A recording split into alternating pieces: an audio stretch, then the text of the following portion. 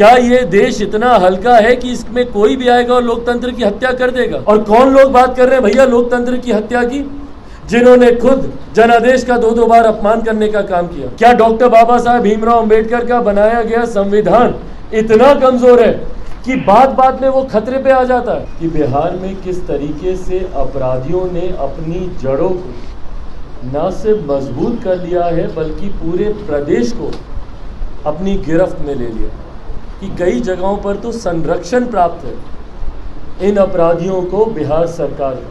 ये अपराधियों के मनोबल को और इस सरकार की नाकामियों को उजागर करता है। अगर पुलिस अधिकारियों की हत्या अगर हमारे प्रदेश में होने लग जाए तो आप बताइए भैया बिहारी कहाँ जाए? क्या इस पर भी मुख्यमंत्री नीतीश कुमार जी खामोश रहेंगे? आम बिहारी मरते हैं तो इनको फर्क नहीं पड़ता, पर आज जब इन्हीं के विभाग के लोगों की हत्या की जा रही है तब भी अगर मुख्यमंत्री खामोश रहेंगे तो ये प्रदेश कहाँ जाएगा? गृह मंत्री होने के बावजूद अपने ही विभाग के एक अधिकारी की हत्या पर आज मुख्यमंत्री मौन है। हर बार इसी बात को हम कहते हैं भाई कि जब तक प्रदेश के मुख्यमंत्री जो प्रदेश के गृह मंत्री भी हैं जब तक वो सुरक्षा का भाव नहीं देंगे, और ये सुरक्षा का भाव अधिकारियों को भी देना जरूरी है भाई, तभी उनका मनोबल बढ़ेगा, तभी वो और मुस्तैदी से जाके कोई लड़ने से डरता नहीं है भाई। और हमारे बिहार पुलिस के जवानों में इतनी क्षमता है कि वो सीने पे जाकर गोली खाएंगे और डट कर लड़ेंगे। बच्चों को जीने मरने की चिंता किए बिना दूसरे राज्यों में भेजना, शिक्षा के लिए, रोजगार के लिए, वहां वो लड़ रहे हैं जीवन से, अपमानित हो रहे हैं, पर अपने राज्य में वापस नहीं आ पा रहे, आत्महत्या कर रहे हैं दूसरे राज्य में। कोटा में अभी परसों जिस तरीके से एक बच्चे ने आत्महत्या कर, क्या मुख्यमंत्री जी ने एक बार उसके परिवार से जानना चाहा, पूछना चाहा कि भाई क्या हुआ, क्यों हत्या की? क्या उन्होंने इस बात की जांच करनी जरूरी समझी कि भाई दूसरे राज्यों में क्यों बिहारी बच्चों हत्या कर रहे हैं? पर उसका एक और पक्ष जिस तरीके से उभर कर सामने आया, ये हमारे प्रदेश की चिंताओं को और ज़्यादा बढ़ाता है। ये बात किसी से नहीं छुपी कि बिहार में किस तरीके से अपराधियों ने अपनी जड़ों को न सिर्फ मजबूत कर लिया है बल्कि पूरे प्रदेश को अपनी गिरफ्त में ले लिया, और मौजूदा सरकार कहीं ना कहीं असहाय दिखती है इन अपराधियों के सामने।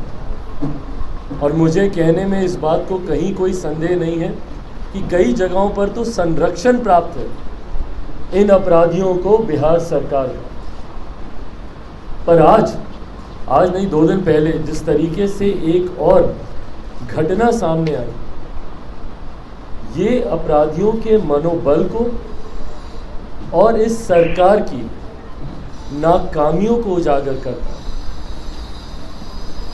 अगर पुलिस अधिकारियों की हत्या अगर हमारे प्रदेश में होने लग जाए तो आप बताइए भैया बिहारी कहाँ जाएगा? अभी तक तो आम बिहारियों की हत्याएं हो रही थी, गरीब किसान मजदूरों की हत्याएं हो रही थी, व्यवसायिकों की हत्या हो रही थी, पर आज जिस तरीके से अपराधियों की गोली के शिकार अब अधिकारी होने लग गए हैं जो पुलिस विभाग में लंबे समय से कार्यरत हैं, जब उन लोगों की अब हत्या की जा रही है, क्या इस पर भी मुख्यमंत्री नीतीश कुमार जी खामोश रहेंगे?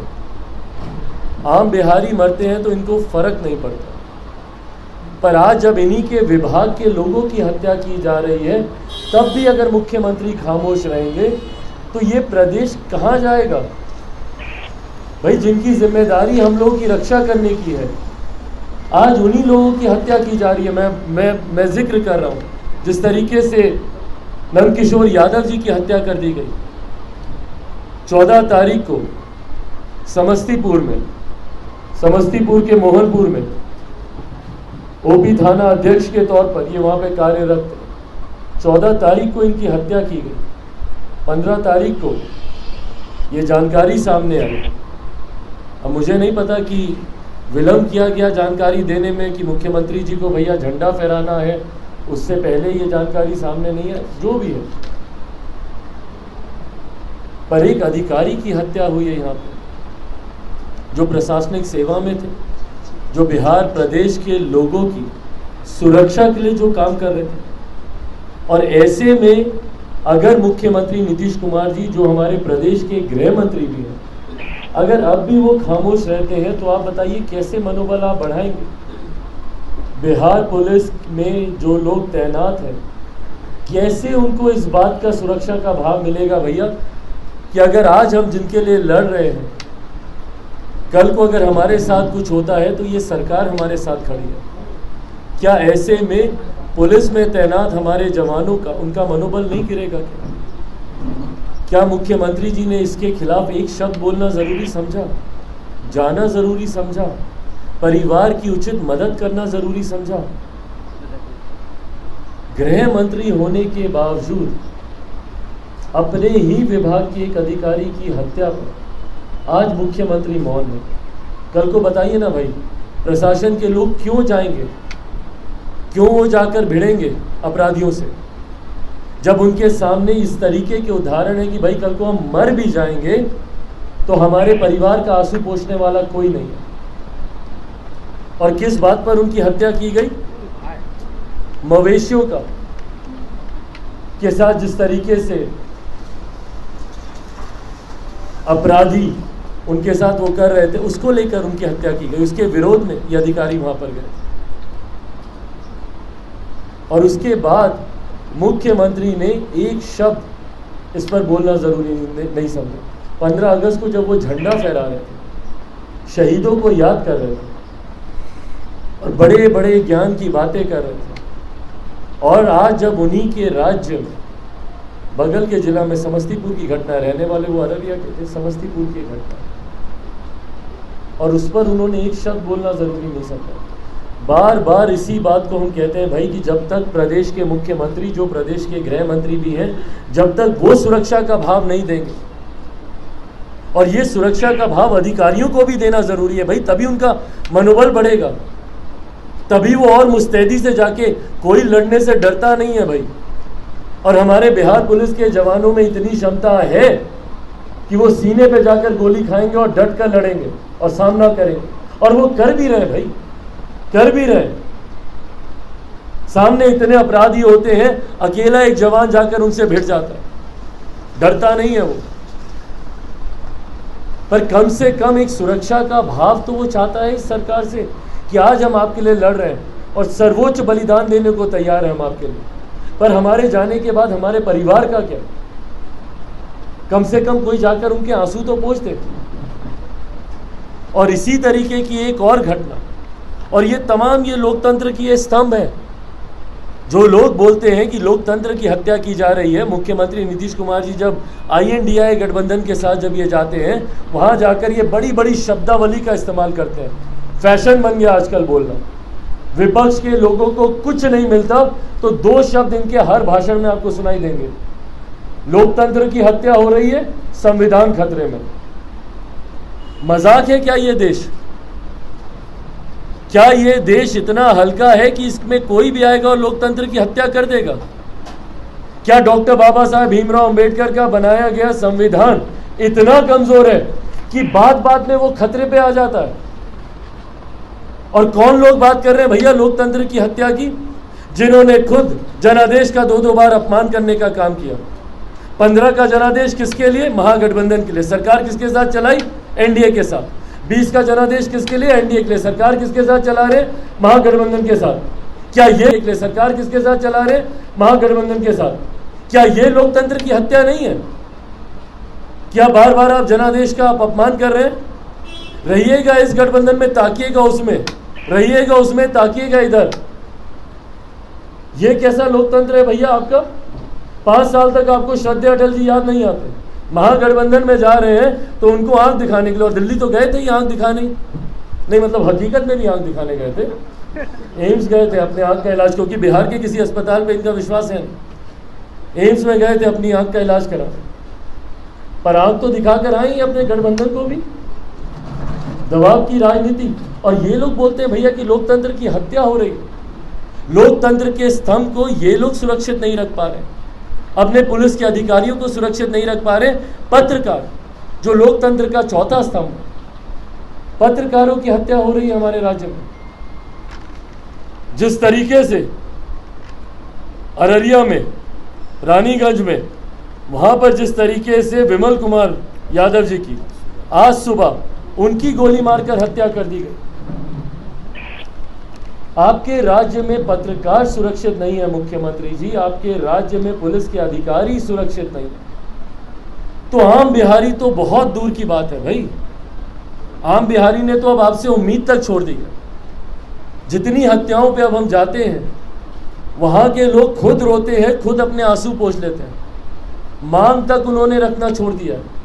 भैया क्या मांग रखेंगे, क्या मिलेगा इस सरकार से? उम्मीद बहुत बड़ी चीज होती है, और जब आप किसी की उम्मीद तोड़ते हैं, जब आप किसी की आस तोड़ते हैं मुख्यमंत्री जी, तो उसका सब कुछ मिट जाता है। आज अगर बिहारी जीता है तो इस उम्मीद पर जीता है कि चलिए हमने जैसे तैसे अपनी जिंदगी बिताई, पर कल को हमारा आने वाला भविष्य तो बेहतर रहे। पर जब आप इस उम्मीद को भी तोड़ देंगे, जब भविष्य की किसी को उम्मीद नहीं रहेगी, वो आस नहीं रहेगी, वो कल्पना नहीं रहेगी, तो बिहारी कैसे अपना जीवन व्यतीत करेगा? और यही कर रहे हैं मुख्यमंत्री नीतीश कुमार। बिहारियों की उम्मीद तोड़ रहे हैं। क्यों मेरे बच्चे भैया कोटा जा रहे हैं? क्यों जा रहे हैं? और वहां जाकर वो आत्महत्या कर रहे हैं। क्यों? क्योंकि जो परिवार उनको कंफर्ट देता, वो परिवार उसको यहां पर रखने के लिए सक्षम नहीं। उसको पता है कि मेरा बच्चा यहाँ पे रहेगा तो आगे नहीं बढ़ पाएगा, क्योंकि यहाँ पर जाएगा, डिग्री का कोर्स करने जाएगा तो 3 साल के कोर्स में उसको 5-6 साल लग जाएगा, और 5-6 साल के बाद जाकर कहीं पे उसको कोई डिग्री मिल गई तो नौकरी मांगने जाएगा तो यही सरकार उस पर लाठी चलाएगी।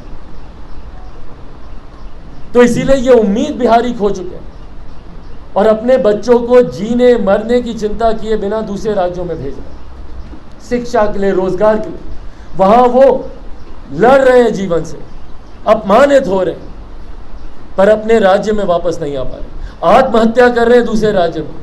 कोटा में अभी परसों जिस तरीके से एक बच्चे ने आत्महत्या कर, क्या मुख्यमंत्री जी ने एक बार उसके परिवार से जानना चाहा, पूछना चाहा कि भाई क्या हुआ, क्यों हत्या की?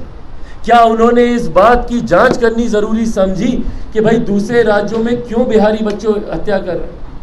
एक जांच टीम उन्होंने भेजना जरूरी समझा कि जाकर इसकी जांच करे।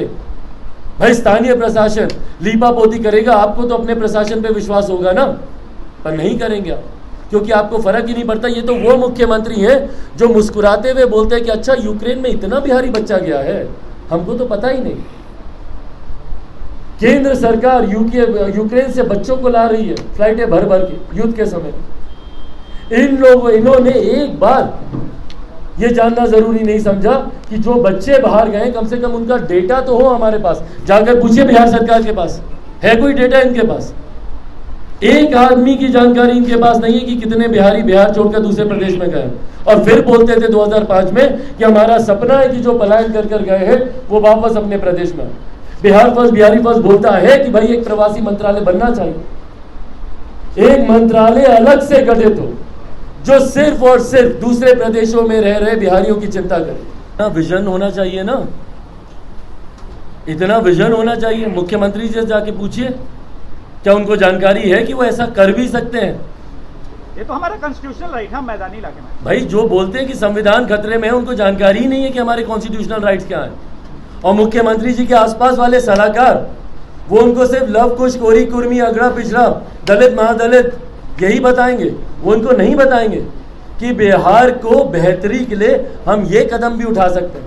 अगर उनकी जानकारी में ये होता तो आज 75 सालों के बाद भी, और जिसमें 18 साल और जिसमें इन टोटल 33 साल यही सरकार के लोग बैठे हुए। 33 साल 75 सालों में एक बहुत बड़ा टाइम फ्रेम है भाई।